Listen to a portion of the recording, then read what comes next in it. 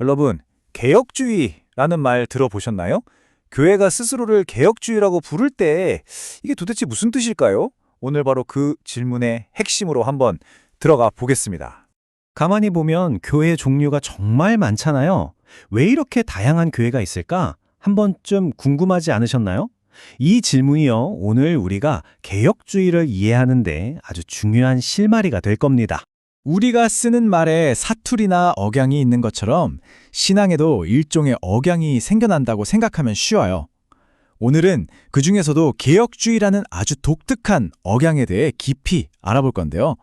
사실 뭐랄까 완벽하게 순수한 기독교 말투라는 건 없거든요. 다들 저마다의 역사와 경험을 통해 신앙을 표현하게 되는 거죠. 자, 그럼 이 개혁주의라는 억양은 기독교라는 거대한 나무의 어느 가지에서 자라난 걸까요? 그 역사적 위치를 한번 찾아가 보시죠.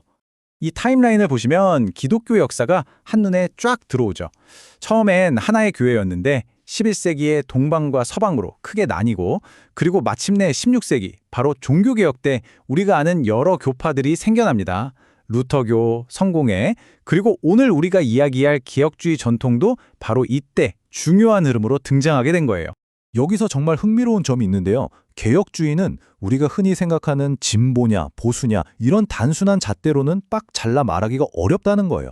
그보다는 훨씬 더 깊은 역사적 뿌리, 그러니까 종교개혁가인 존 칼뱅, 심지어는 고대 교부인 성 아우구스티누스까지 거슬러 올라가는 그 신학적 전통 안에서 자신의 정체성을 찾습니다. 일종의 제3의 길인 셈이죠. 개혁주의라는 이 억양에는요, 크게 세 가지 독특한 강조점이 있습니다. 첫째, 무엇을 믿는가 하는 교리. 둘째, 하나님을 어떻게 경험하는가 하는 경건. 그리고 셋째, 그 믿음을 세상과 어떻게 연결할 것인가 하는 변혁. 이 세 가지가 어떻게 어우러져 하나의 목소리를 내는지 지금부터 하나씩 차근차근 들여다볼게요. 이게 오늘 이야기의 핵심입니다. 좋습니다. 그럼 첫 번째 강조점부터 바로 시작해볼까요? 바로 우리가 무엇을 믿는가, 즉 교리에 대한 이야기입니다. 개혁주의 교리의 핵심 기둥이라고 할 수 있는 네 가지입니다. 첫째, 성경은 하나님의 영감받은 오류 없는 권위 있는 말씀이라는 믿음. 둘째, 세상의 모든 역사를 창조, 타락, 구속이라는 거대한 이야기틀로 이해하는 것. 셋째, 이게 정말 중요한데, 구원은 우리 힘으로 얻는 게 아니라 전적으로 하나님의 값없는 선물, 즉 은혜라는 것. 그리고 마지막으로 하나님과 우리 사이의 관계는 약속과 헌신으로 맺어진 언약 관계라는 점입니다.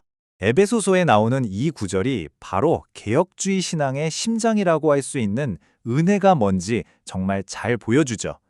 너희는 그 은혜에 의하여 믿음으로 말미암아 구원을 받았으니 이것은 너희에게서 난 것이 아니요 하나님의 선물이라. 모든 게 하나님의 선물이라는 거예요. 그러니까 우리가 자랑할 게 하나도 없다는 거죠. 자요. 믿음이 머리로만 아는 지식이 아니라면 그럼 가슴으로는 어떻게 느낄 수 있을까요? 바로 두 번째 강조점, 경건주의에서 그 답을 찾아보겠습니다. 아마 들어보신 분도 계실 텐데요. 하이델베르크 요리문답의 첫 번째 질문과 답입니다. 이게 바로 경건주의가 추구하는 바를 정말 잘 보여줘요. 신앙이라는 게 그냥 어려운 교리가 아니라 내가 살아서나 죽어서나 기댈 수 있는 유일한 위로, 그리고 내가 내 것이 아니라 그리스도의 것이라는 그 깊은 소속감의 문제라는 걸 말해주죠. 결국 신앙의 심장은요, 예수님과 인격적인 관계를 맺는 거예요. 여기서 정말 중요한 포인트는 우리 신앙생활의 동력이 죄책감이나 두려움이 아니라 받은 은혜에 대한 감사라는 겁니다. 그리고 이 모든 신앙의 여정은 나 혼자 하는 게 아니라 교회라는 공동체 안에서 함께 걸어가는 것이고요. 개혁주의 예배에는 두 개의 큰 기둥이 있습니다. 바로 말씀과 성례인데요. 여기서 핵심은 이게 그냥 형식적인 의식이 아니라는 거예요. 설교를 통해 하나님이 지금 우리에게 말씀하시는 살아있는 만남이 이루어지고, 세례와 성찬을 통해 하나님께서 실제로 우리 가운데 오셔서 우리 믿음을 자라게 하신다고 믿는 거죠. 자, 그럼 이제 머리, 가슴을 지나 손과 발로 가볼 시간입니다. 우리의 믿음이 그냥 교회 안에만 머무는 게 아니라 세상 속에서 어떻게 살아 움직이는지 마지막 세 번째 강조점인 변혁주의에 대해 이야기해 보겠습니다. 변혁주의 관점의 가장 근본적인 생각은 이거예요. 예수님은 교회 안에서만 주님이 아니라 우리 삶의 모든 영역의 주님이시라는 것. 그래서 거룩한 일과 세상 일을 나누는 것 자체를 거부합니다. 네덜란드의 신학자이자 수상이었던 아브람 카이퍼가 남긴 아주 유명한 말이죠. 우리 인간 존재의 모든 영역에서 만물의 주권자이신 그리스도께서 내 것이다 라고 외치지 않는 곳은 단 한 평방인치도 없다. 정말 강력하지 않나요? 정치, 경제, 예술, 과학, 그 어떤 영역도 하나님의 주권 밖에 있지 않다는 선언입니다. 이런 세계관은 당연히 구체적인 행동으로 이어집니다. 사회의 불의에 맞서 싸우고 교회의 사명이 단순히 복음을 전하는 것뿐만 아니라 이웃을 섬기는 행동을 포함한다고 믿는 거죠. 또 하나님이 만드신 이 세상을 잘 가꾸고 돌보는 문화 명령을 중요하게 생각하고요. 내가 하는 모든 일, 내 직업이 바로 세상을 섬기는 거룩한 소명으로 여기게 됩니다. 자, 이렇게 머리, 가슴, 손에 해당하는 세 가지를 모두 살펴봤습니다. 이제 이 중요한 조각들을 어떻게 하나로 잘 맞춰야 하는지 그 큰 그림을 한번 그려보겠습니다. 이 표를 보시면 왜 균형이 중요한지 바로 아실 수 있을 거예요. 교리만 너무 강조하면 차갑고 배타적인 사람이 되기 쉽고요. 개인적인 경건에만 몰두하면 세상과 담을 쌓고 자기만의 세계에 갇힐 수 있습니다. 반대로 세상을 바꾸는 데만 너무 집중하다 보면 복음의 핵심을 놓칠 수도 있죠. 그래서 이 셋이 함께 가야 하는 겁니다.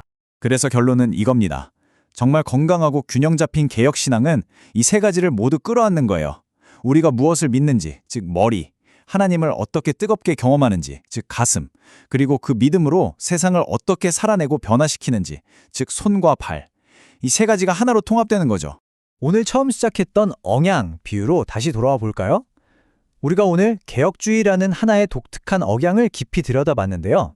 이렇게 하나의 억양을 제대로 이해하는 것이 기독교 신앙이라는 이 거대한 오케스트라의 전체 연주를 더 풍성하고 깊이 있게 감상하는데 어떤 도움이 될까요? 이 질문을 여러분께 남겨드리면서 오늘 이야기를 마칠까 합니다.